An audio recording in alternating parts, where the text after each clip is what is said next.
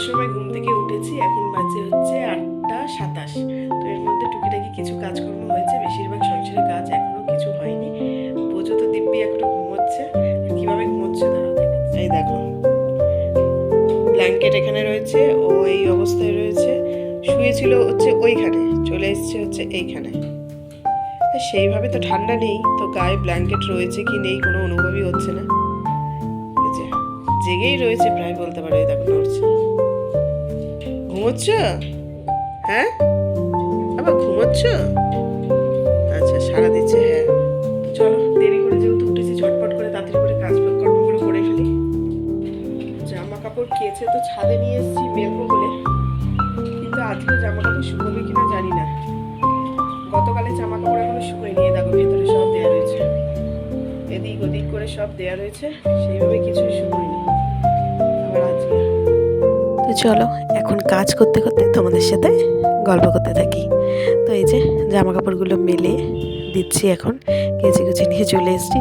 তবে শুকোবে কি না জানি না। ওই যে তোমাদের দেখালামই তো একটু আগের দিনে জামা কাপড়গুলো সব রয়েছে। আর যত ভাবি প্রতিদিন অল্প অল্প কাচবো বা কিছু, কোথা দিয়ে যে এক বালতি কাচাকুচি হয়ে যায় সে বুঝতেই পারি না। আর কবে যে বা রোদের দেখা পাবো কে জানে।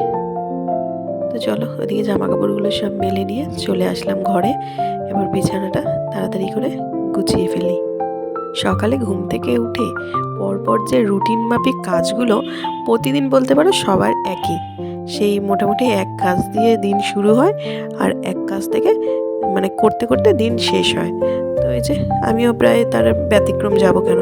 এই যে আমারও সেই সকালে উঠে একই কাজ, ঘর গোছানো, বিছানা গোছানো, ঘর ঝাড় দেওয়া, বিছানা ঝাড় দেওয়া, সমস্ত কিছু সেই একই বলতে পারো। মানে আমার কেন, প্রতিটা মানুষের একই কাজকর্ম থাকে, তবে কাজ করার ধরনগুলো হয়তো আলাদা থাকে, কিন্তু একই সেই কাজকর্ম সবার। আর এটাই হচ্ছে গৃহবধূদের কাজবাজ, ঘর সামলানো সমস্ত কিছু। তো এদিকে একটু ডাস্টিংয়ের কাজ করে নিচ্ছি। এটাকে প্রতিদিন মোছা হয় না, তো টেবিলটাকে 2-3 দিন বাদে বাদে মুছি। একটু হালকা ধুলো ধুলো পড়েছে দেখছি, তাই একটু মুছে পরিষ্কার করে নিয়ে এবার ঘরটাকে ঝাঁট দিয়ে নেব। আর শীত শীত ভালো লাগছে না, মনে হচ্ছে কবে শীতকালটা চলে যাবে। আর বিছানার মধ্যে দুনিয়া ভর জামা কাপড় থাকে, পুরো একদম মানে জামা কাপড় বলছি, বিছানার জিনিসপত্র, ব্ল্যাঙ্কেট, এটা ওটা সেটা। আর গরমকালে বেশ ভালো, শুধু বালিশগুলো থাকে আর একটা হালকা পাতলা চাদর থাকে, ব্যাস তাতেই হয়ে যায়। আর দেখো শীতকালে কতগুলো ব্ল্যাঙ্কেট, প্রতিজনের একটা একটা করে ব্ল্যাঙ্কেট, তা বালিশ তো রয়েছেই। আর মনে হয় কি, মানে শেষের দিকে মনে হয় যে কবে শীতটা চলে যাবে, এই জিনিসগুলোকে কিচে কুচে আবার তুলে ফেলবো বাবা, একটু হালকা হবে যেন সব জায়গাগুলো। আর শুধু যে বিছানার অবস্থা এরকম হয় তা না, আমাদের পোশাকও কি কম লাগে বলো? শীতকালে কত রকমের জামা কাপড়, শীতের পোশাক এসব পরতে হয়। বাইরেটাও যেন একটু ভরাট ভরাট হয়েই থাকে, এদিক ওদিক শীতের জামা কাপড়, মানে যেখানেই যে রাখে সেখানেই শীতের জামা কাপড় অনেকটাই থাকে। আর বেশ জায়গা অনেকটা বেশ মানে বোঝাই করে থাকে ওই আর কি। আর শীতের জামা কাপড় না থাকলে বেশ চারিদিকটা একটু হালকা হালকা লাগে, বেশ ভালো। তো ঘরে এসে বোঝোকে তো আগে ঘুম থেকে ডেকে তুলেছি, এখন রান্নাঘরে ঢুকেছিলাম। উপরের কাজগুলো সব কমপ্লিট করে, মানে জামা কাপড় মেলে উপরের ঘর পরিষ্কার করে আমি তারপরে রান্নাঘরে ঢুকি।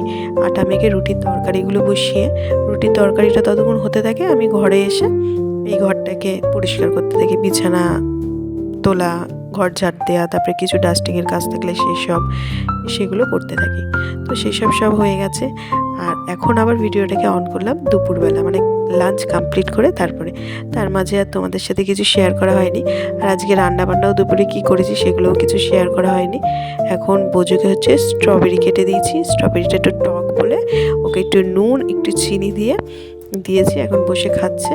আর আমিও এখন ফল খাচ্ছি, খাওয়া দাওয়ার পর যে ফল খাওয়া হয়। তো চলো, এখানে একটা অরেঞ্জ রয়েছে, অরেঞ্জটাকে এবার ছাড়িয়ে বোঝোকেও দিই আর আমিও খাই। আর বোঝোর বাবা তো যা খাওয়ার, মানে ফল খাওয়ার, সেগুলো খেয়ে মোটামুটি ওপরের ঘরে শুতে চলে গেছে। ওর এখন কিছু খাবে না। আর বোঝোকে ছাড়িয়ে না দিলে না একদম খেতে চায় না, জানো তো। তো চলো, এখন ফলগুলো খেয়ে নিয়ে তারপরে একটুখানি শুতে হবে, ভাত ঘুম দিতে হবে। তো দুপুরবেলা শুয়ে শুয়ে এমন অভ্যাস হয়ে গেছে, মানে ঘুম না হলেও হবে, কিন্তু একটুখানি শুলে পারে ব্যাস শরীরটা অনেকটা ফ্রেশ লাগে। তো এই যে রীতিমতো খেয়ে শুয়ে পড়েছি। আর বোঝো কিন্তু এখনও শোয়নি, এই দেখো বালিশ এখনও ফাঁকাই পড়ে রয়েছে। এখন উঠে গেছে আবার বাইরে একটু দাদু ঠাম্মির ঘর থেকে ঘুরে আসতে। তো এই যে ঘুরে টুরে এসে চলে এসছে। তো এখন আবার ফিরে আসলাম সন্ধেবেলা। তো এটা হচ্ছে সরস্বতী পুজোর প্রসাদ, পাশের এক দিদি দিয়ে গেছে। আজকেও যেহেতু সরস্বতী পুজো রয়েছে, আজকে তো সোমবার, তো ওদিকে প্রসাদ দিয়ে গেছে। পাটিসাপটা রয়েছে, লুচি সুজি রয়েছে, লুচি পায়েস রয়েছে।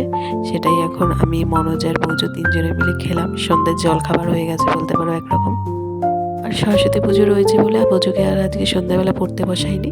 এখন একটু শুয়ে শুয়ে টিভি দেখছিলাম, তবে শুয়ে থাকার জো খুব একটা নেই।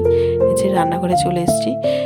মনোজের ভীষণ পরিমাণে মাটন খাওয়ার ইচ্ছা হয়েছে, তো আমি বললাম কালকে সকালে নিয়ে এসো, দুপুরবেলা লাঞ্চে হয়ে যাবে। কিন্তু না, বেশি দেরি মানে আর সহ্য হচ্ছে না, মানে আজকে রাত্রেবেলাই ওর খেতে হবে। তো রীতিমতো বেরিয়ে এই যে একটা টোটো ধরে গেছে, গিয়ে এখন একটু গাড়ি চালাতে অসুবিধা হচ্ছে, হাতে ব্যথা রয়েছে, তাই জন্য টোটোয় করে গিয়ে মাটন নিয়ে এসছে। চলো এবার বরের জন্য বেশ রসিয়ে কষিয়ে মাটন রান্না করি। তো আজকের দিনটা তো বাড়িতে বসে বসেই কাটলো। সরস্বতী পুজো এবার এতটাই বাজেভাবে কাটলো যে কি বলবো। আর এদিকে মানে সেইভাবে কোথাও বেরোয়নি, যেহেতু মনোজের শরীরটা খারাপ হয়ে গেছিলো 2 দিন আগে, তাই জন্য কারোরই মন মেজাজ খুব একটা ভালো না, তাই আর কোথাও বেরোয়নি। তো এদিকে দেখো শাশুড়ি মা আবার সন্ধ্যেবেলা সেদ্ধ পিঠে করেছে, তো কেউ আর খায়নি।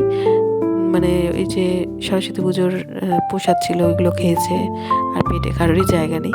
আবার রাত্রেবেলা মাটন খাবে, তাই জন্য ওগুলো ধরাই রয়েছে। সকালবেলা জল খাবার হিসেবে চালিয়ে দেওয়া যাবে বেশ।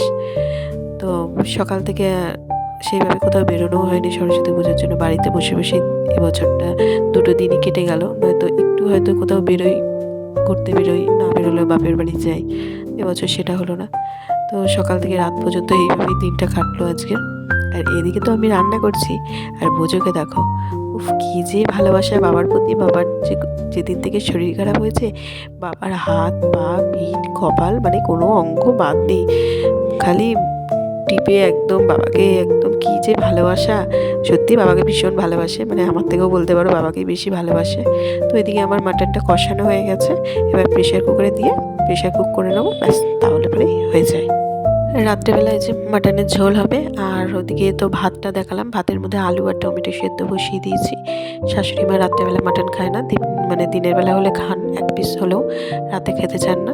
তাই উনি বললো যে আমার জন্য টমেটো আলু সেদ্ধ দিয়ে দাও, তাই দিয়ে দিয়েছি। আর বোঝোর তো এখন ভীষণ কষানো খাওয়ার ইচ্ছা, মানে কষা খাওয়ার ইচ্ছা হয়েছে, তাই ওর জন্য এই যে 1 পিস কষানো তুলে নিয়েছি। আর যেহেতু মাটন সেদ্ধ হতে অসুবিধা হবে, তাই জন্য একটু পেঁপে কেটে দিয়ে দিয়েছি যাতে একটু নরম হয়। চলো ওদিকে মাটনটা রান্না হয়ে গেছে, এখন 3 জনে মিলে বসে একটু মুভি দেখছি। তো একটু পরে খেতে দেবো। তো চলো আজকের মতো ভিডিওটা এখানেই শেষ করছি। যদি ভালো লেগে থাকে অবশ্যই লাইক শেয়ার অ্যান্ড সাবস্ক্রাইব করে দিও। ভিডিওটা কেমন লাগলো অবশ্যই একটা কমেন্ট করে জানিও। আবার ফিরে আসছি নতুন কোনো ব্লগের সঙ্গে, ততক্ষণের জন্য টাটা, বাই বাই।